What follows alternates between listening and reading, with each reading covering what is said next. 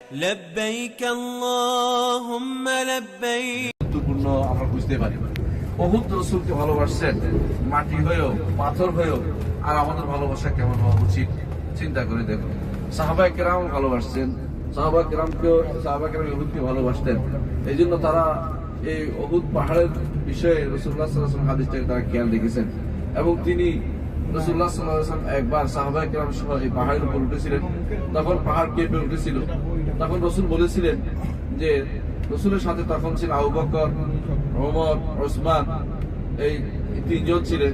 রাসূল তখন বলেছিলেন যে পাহাড় তুমি কাঁপছো কেন? তোমার উপরে তো একজন নবী আছে, একজন সিদ্দিক আছে, দুইজন শহীদ আছে। সুবহানাল্লাহ, অগ্রিম বলেছিলেন। তখনও এটা শাহাদাতটা ওমরের শাহাদাত শহীদ হওয়া বা ওসমানের শহীদ হওয়া বিষয়টি কেউ কল্পনা করেনি, কিন্তু রাসূলুল্লাহ সাল্লাল্লাহু আলাইহি ওয়াসাল্লাম আল্লাহ জানিয়েছেন। তিনি তখন ঘোষণা দিলেন তুমি কাঁপছো কেন পাহাড়? এইটা তো এটার উপরে তো একজন নবী আছেন, একজন সিদ্দিক আছেন, আর দুইজন শহীদ আছেন। এটা হচ্ছে এই উহুদের ঘটনা।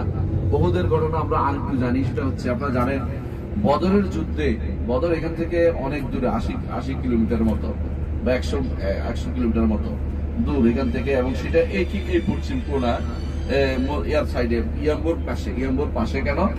ওই সিরিয়া থেকে তারা পণ্য নিয়ে মক্কা যাচ্ছিলেন। তো মক্কা যাওয়ার সময় ওই রোডে সামনে পড়ে। রাসূলুল্লাহ সাল্লাল্লাহু আলাইহি ওয়াসাল্লামকে আল্লাহ তাআলা বললেন যে এটা যেন আটকায়, কারণ তারা গেলে এরপর তারা এটা দিয়ে যুদ্ধ করবে রাসূলের বিরুদ্ধে। রাসূল তারা আগে আটকায় দেয়, তাদের যুদ্ধটা না হয়। এটাকে যারা খারাপ চিন্তায়ন করে যে রাসূল লুট করতে যায়নি।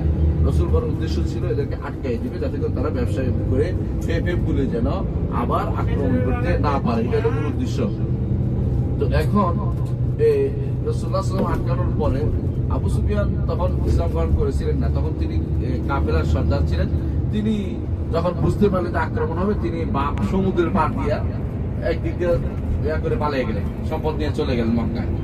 তখন আল্লাহ তাআলা কোরআনে কারীমে উল্লেখ করেছেন যে আনতুম বিল উদওয়াতিদ দুনিয়া ওয়া হুম বিল উদওয়াতিল কুসওয়া ওয়ার রাকবু আসফালা মিনকুম ওয়ালাউ তাওয়াদতুম লাখতালাফতুম বিল মিআদ ওয়ালাকিন লিয়াকদি আল্লাহু আমরান কানা মাফউলা লিয়াহলিকা মান হালাকা আন বায়্যিন ওয়া ইয়াহইয়া মান হাইয়া আন বায়্যিন। আল্লাহ তাআলা বললেন যে এটা যে তোমরা যে মনে করেছিল যার সাথে যুদ্ধ হবে তার সাথে যুদ্ধ হয়নি। এখন বাকি রইল ঘটনা, যখন তারা শুনছে যে যুদ্ধ হবে, মক্কাবাসীরা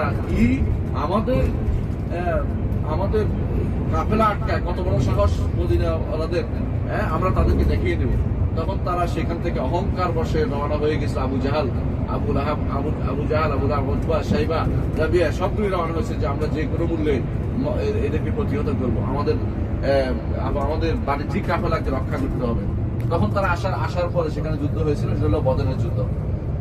এটা ছিল মদিনার বাইরে, কিন্তু দ্বিতীয়বার তারা মনে করলো কুরাইশরা যে যেহেতু বদরের যুদ্ধে হেরেছে, অনেকগুলো লোক মারা গেছে, প্রতিহিংসায় চলছিল, তারা যে কোনো মূল্যে মদিনা আক্রমণ করবে।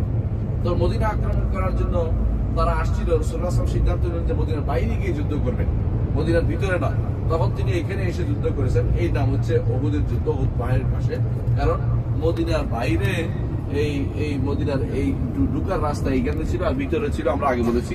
এইখানে তারা আটকাই দিয়েছে। উপত্যকা ছিল, উপত্যকা দিয়ে সাধারণত বাহিনী ঢুকে, কারণ উঁচু নিচু রাস্তা দিয়ে ওই ঘোড়া উঠানামা করলে তারা পরে তীর মিললে বন্ধ হয়ে মরে যাবে। এই জন্য এখানে খালি যখন সমতল ভূমি দিয়ে তারা ঢুকার চেষ্টা করেছিল।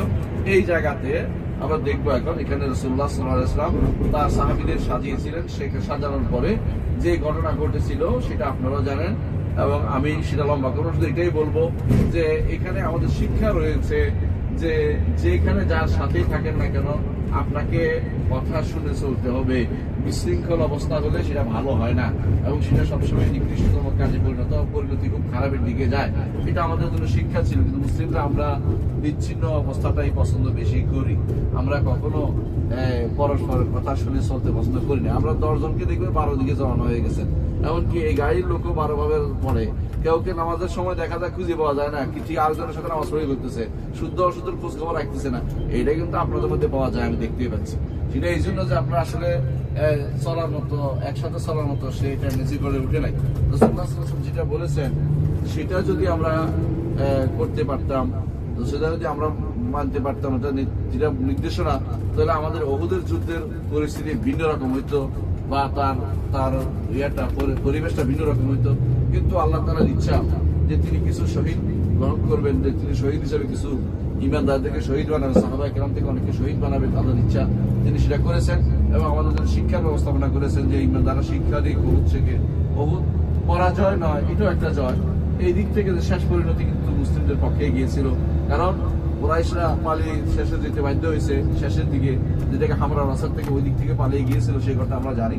কিন্তু প্রথমেই যেটা বলেছিলাম আমি, যে এদিক থেকে কুরাইশরা দিয়ে আসছিল, এই উপত্যকার দিক থেকে আসার পরে যুদ্ধের জায়গা হচ্ছিল দুই পাহাড়ের মাঝখানে। আমরা এখন দেখবো এই যে পাহাড়টা দেখা যাচ্ছে পুরোটাই নাম হচ্ছে ওহুদ, প্রায় 13 কিলোমিটার লম্বা। এই পুরোটা দুই মাথা থেকে ঘুরলে এটা পুরো বিশাল এই ওহুদ পাহাড়। এই ওহুদ পাহাড়টা এখানে এই যুদ্ধটা হয়েছিল। ওহুদ পাহাড়টার ভিন্ন জিনিস হচ্ছে, ভিন্ন বৈশিষ্ট্য হচ্ছে এটা একটু লালচে কালারের, এবং এটা বলতে পারি এখানে কিছু বালি আছে বা কিছু বসবাসের মতো কিছু জায়গা আছে যে মানুষ বসবাস করছে এখন। অন্য কোথাও পাহাড়ের উপরে সাধারণত মানুষ বসবাস করে না, এখানে এটা আছে। এবং আশেপাশে কিছু গাছপালা হয়েছে ধীরে ধীরে। এখানে যুদ্ধটা হয়েছে দুই পাহাড়ের মাঝখানে। রাসূলুল্লাহ সাল্লাল্লাহু আলাইহি ওয়াসাল্লাম তাদেরকে বললেন যে পাহাড়ের উপরে ছোট একটা পাহাড় আছে, নাম হচ্ছে জাবালের রুমাত। এটা বললেন যে জয় পরাজয় যাই হোক তোমরা নিচে নামবে না।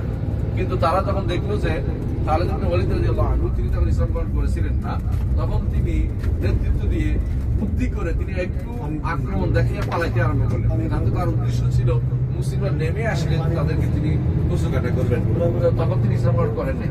তো এই জন্য তিনি এটা বুদ্ধি করে যখন এটা করলেন, মুসলিমরা বুঝতে পারেনি। মুসলিমরা মনে করছে কাফেররা তো পালাচ্ছে, আমরা গনিমতের মাল সংগ্রহ করি, গনিমতের মাল সংগ্রহ করতে নামছে, আর কাফেররা ফিরে এসে আবার আক্রমণ করে আমাদের সাহাবায়ে কেরামের 70 জনকে শহীদ করলেন, আর কাফেরদের 14 জন সেখানে মারা গেল।